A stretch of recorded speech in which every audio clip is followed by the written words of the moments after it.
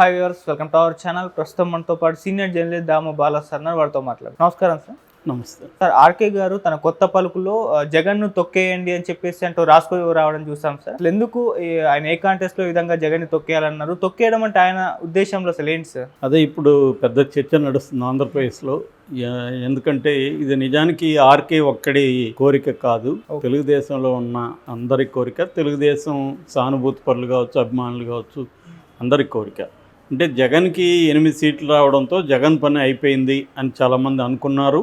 నేను అప్పుడే చెప్పాను, జగన్ పని ఏమి కాదు, చూస్తూ ఉండండి అని నేను చెప్పాను. ఇది ఆర్కే రాశాడు అనమాట ఇలాగ. సో ఇప్పుడు దానికి అనుగుణంగానే 164 సీట్లు అసెంబ్లీ, తర్వాత 21 ఎంపీ సీట్లు గెలిచిన ఎన్డీఏ ప్రభుత్వాన్ని రద్దు చేసి రాష్ట్రపతి పాలన పెట్టమని ఎవడైనా అడుగుతాడా? 50 రోజులు కాలేదు, ఢిల్లీలో పోయి అడిగాడంటే అతను బరి తెగింపును మనం అర్థం చేసుకోవచ్చు అని చెప్పాడు. జగన్ రాజకీయాలని తక్కువ అంచనా వేయకూడదు. చంద్రబాబు ట్రెడిషనల్ రాజకీయాలు చేస్తాడు, జగన్ ఏమో అతను కొత్త కొత్త రాజకీయ పద్ధతులు ఎంచుకుంటాడు. అది ఇప్పటికి కూడా మేల్కోకపోతే చంద్రబాబుకి చాలా ప్రమాదం. సో చంద్రబాబు తక్షణ కర్తవ్యం ఏముందంటే జగన్ని తొక్కేయాలి, కంప్లీట్గా జగన్ని రాజకీయంగా సమాజ్ చేసేయాలి అనేది అతని ఉద్దేశం. ఓకే, అయితే ఎలా చేయాలనేది దాంట్లో ఏమీ బ్లూ ప్రింట్ కాదు కదా, సలహా ఇచ్చాడు. అంటే నువ్వు ఇమీడియట్గా జగన్ మీద ఫోకస్ చేయి, జగన్ని తొక్కయి అనేది చంద్రబాబుకి ఆయన చెప్పాడు, లేకపోతే నీకు డేంజరు అని. ఒక రకంగా ఏంటంటే ఆర్కే పేరుకి ఆయన స్వతంత్ర పత్రికే కానీ అది తెలుగుదేశం పత్రిక అని అందరికీ తెలుసు. రెండోది అతను ఒక సలహాదారులాగే ఎప్పుడు కూడా పనిచేస్తుంటాడు. చంద్రబాబుకి ముఖ్య సలహాదారు అనుకోవచ్చు ఆర్కే.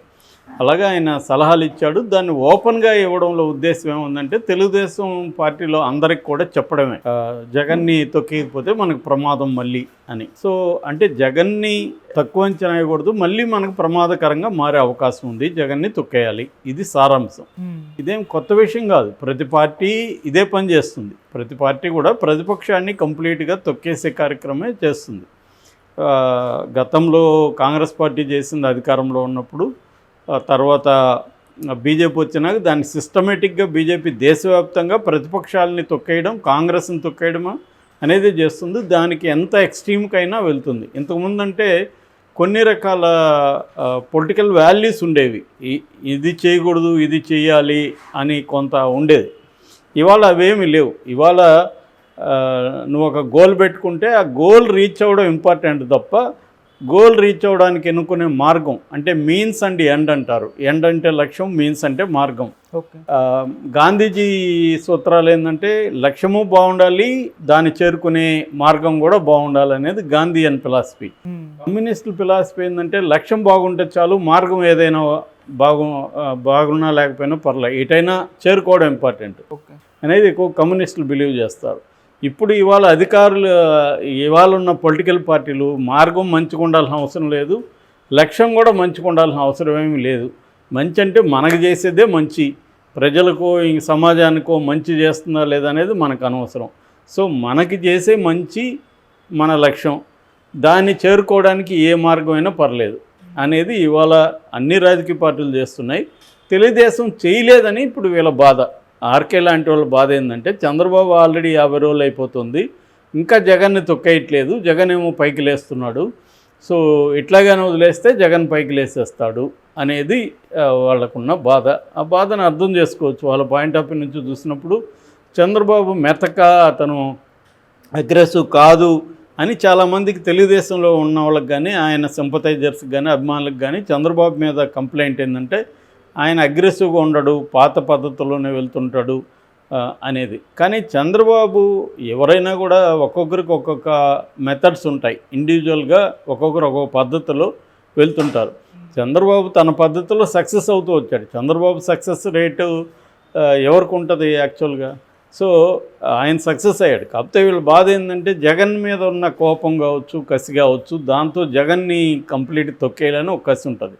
కానీ అధికారంలో ఉన్న వాళ్ళ ఆలోచనలు వేరేగా ఉంటాయి, చంద్రబాబు తన పద్ధతులు వేరేగా ఉంటాయి, తన స్ట్రాటజీలు వేరేగా ఉంటాయి. ఆయన ఏంటంటే తొందరపడకుండా మెల్లగా స్ట్రాటజీలు వేసుకుంటూ వెళ్తాడు. సో జగన్ అట్టుగా, జగన్ ఏంటంటే అగ్రెసివ్ స్ట్రాటజీ, అగ్రెసివ్ తనకి ఒకసారి వర్క్ అయింది, రెండోసారి కూడా వర్క్ అవ్వచ్చు. ముఖ్యంగా ప్రతిపక్ష నాయకుడికి ఉన్నప్పుడు అగ్రెసివ్గా ఉండడం వర్కౌట్ అవుతుంది. మనకి ఎంతో కొంత పవన్ కళ్యాణ్ అతని చేతల్లో ఏమి అగ్రెసివ్ కాదు, కానీ మాటల్లో అగ్రెసివ్ కూడా వర్కౌట్ అయింది పవన్ కళ్యాణ్కి కూడా. చేతల్లో ఆయన ఏం చేసింది లేదు అగ్రెసివ్గా, కానీ జగన్ అట్లా కాదు, జగన్ అగ్రెసివ్గా చేయగలడు కూడా. ఆ భయం అయితే వీళ్ళకుంది. రెండోది 40% ఓట్ల షేర్ వచ్చింది జగన్కి. 40% అనేది మాటలు కాదు, ఇంత వ్యతిరేకత ఉందనుకున్న పీరియడ్లో కూడా జగన్కి 40 వచ్చింది. ఇంతమంది దాదాపు Telugu Desam, Janasena, BJP, CPI, CPM, Sharmila, వీళ్ళందరూ ఇంకా చిన్న చితక పార్టీలు అందరూ కలిస్తే కూడా జగన్కి 40% వచ్చింది. అంటే జగన్ 40% బేస్ ఏదైతే ఉందో దాన్ని ఎవరు కూడా దెబ్బతీయలేకపోయారు. ఆ మధ్యలో జగన్కి యాడ్ అయిన 10% బ్రేక్ అయింది. ఓకే. సో మళ్ళీ ఇప్పుడు చంద్రబాబు పరిపాలన నచ్చకపోతే రేపు 5 ఏళ్లలో స్వింగ్ ఓట్ అటు వెళ్ళింది అనుకో, మళ్ళీ జగన్ వచ్చే అధికారం లేక వచ్చే అవకాశం ఉంది. కాబట్టి రాకూడదంటే జగన్ అనే వ్యక్తి బతికుండకూడదు, బతికంటే పొలిటికల్గా బతికుండకూడదు అనేది ఆర్కే కావచ్చు, లేకపోతే తెలుగుదేశంలో ఉన్న వాళ్ళ ఇది అందరిది ఒకటే. అయితే దీన్ని ఎలా చేయాలి అనేది రెండో ప్రశ్న. జగన్ని ఎలా తొక్కేయాలి అనేది రాజకీయంగా మామూలుగా అయితే ఎలా తొక్కేయాలి జగన్ని? డెమోక్రటిక్గా తొక్కేయాలి. డెమోక్రటిక్గా తొక్కేయాలంటే ఏంటి? పరిపాలన బాగా చేయాలి, సంక్షేమం మీరు ఏవైతే హామీలు ఇచ్చారో అది బ్రహ్మాండంగా చేసి జగన్ని మరిపించగలగాలి. జగన్ కంటే మేము సంక్షేమం బెటర్గా ఇస్తున్నాం అని చెప్పగలగాలి, ప్రూవ్ చేయగలగాలి. అట్లాగే గవర్నెన్స్ అనేది జగన్ కంటే బెటర్ గవర్నెన్స్ ఇస్తున్నాం, బెటర్ ఇన్ఫ్రాస్ట్రక్చర్ కావచ్చు, అభివృద్ధి కావచ్చు చేస్తున్నాం అని చెప్పాలి. మూడవది శాంతి భద్రతలు బ్రహ్మాండంగా మా రాష్ట్రంలో నెలకొల్పాం అని చెప్పాలి. ఇవి నిరూపించగలిగితే 5 ఏళ్లలో జగన్ అనే వ్యక్తికి ఉన్న సోషల్ బేస్ అంతా కూడా పోతుంది.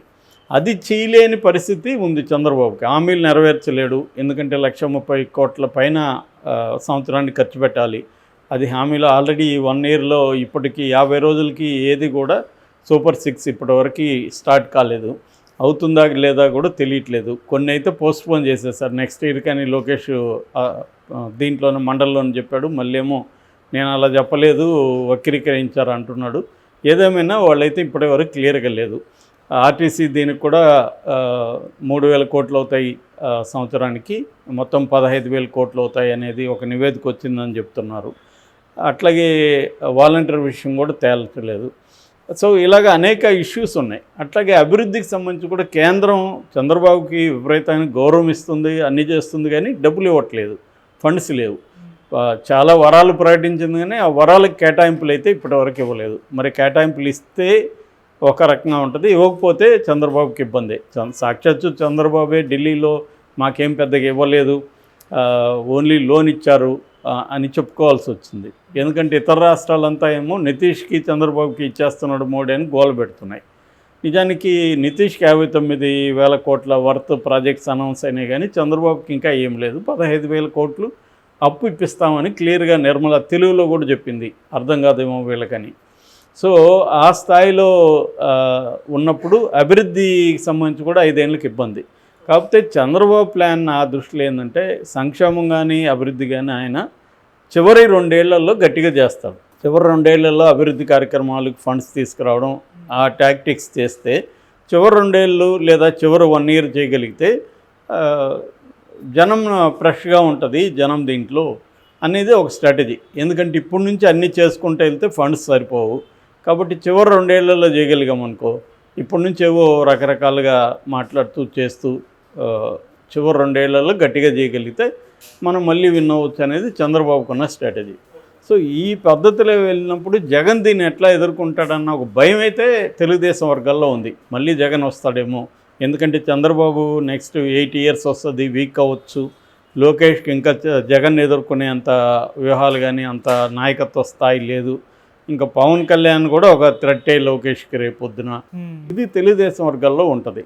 సో అందుకని జగన్ అనేవాడిని తొక్కేస్తే ఇంకా అపోజిషన్ ఉండదు మనకి అనేది తెలుగుదేశం వర్గాల అభిప్రాయం. అయితే దీన్ని తొక్కేయడానికి వీళ్ళు ఆలోచిస్తున్నది నేను చెప్పిన డెమోక్రటిక్ మెథడ్ కాదు, మామూలుగా ఇప్పుడు అన్ని పార్టీలు చేస్తున్న మెథడే. అదేంటంటే జగన్కి సంబంధించిన నాయకత్వాన్ని అంతా నిర్వీర్యం చేసి కొంతమందిని బయటికి పంపించడం, బీజేపీలోకి లేకపోతే కాంగ్రెస్లోకి పంపించడం, లేదు పోని వాళ్ళని జైళ్ళకు పంపించడం, జగన్ని కూడా కేసులు పెట్టి జైళ్ళల్లో మూసేయడం, ఒక కేసు వెంట ఒక కేసు పీటీ వారెంట్ ఇష్యూ అవుతూ ఉంటాయి, జగన్ జైలు నుంచి బయటికి రాడు, కేడర్ నిర్వీర్యం అయిపోతుంది, అప్పుడు జగన్ని తొక్కేయచ్చు అనేది ఆర్కే కానీ మిగతా వాళ్ళకు ఉన్న అభిప్రాయం. లేకపోతే అటువంటి సలహా ఇవ్వడు. సో అది జరగాలి. అది కూడా ఫెయిల్యూర్ మోడల్ ఇది. ఇప్పుడు ఇక్కడ బీఆర్ఎస్ కేసీఆర్ చేశాడు అదే పని, అంతకుముందు చంద్రబాబు కూడా చేశాడు. 2014 తర్వాత చంద్రబాబు 23 మందిని తీసుకునేసాడు కదా. మళ్ళీ 2019లో మరి జగన్ వీక్ అయిపోయి చంద్రబాబు వచ్చాడా, రివర్స్ జరిగింది.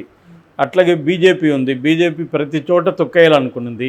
ఏమైంది? ఇప్పుడు బీజేపీకి 60 సీట్లు తగ్గాయి. సో కాంగ్రెస్ ముక్త భారత్ అని ప్రకటించింది. ఏమైంది? బీజేపీ ఏమన్నా సక్సెస్ అయిందా?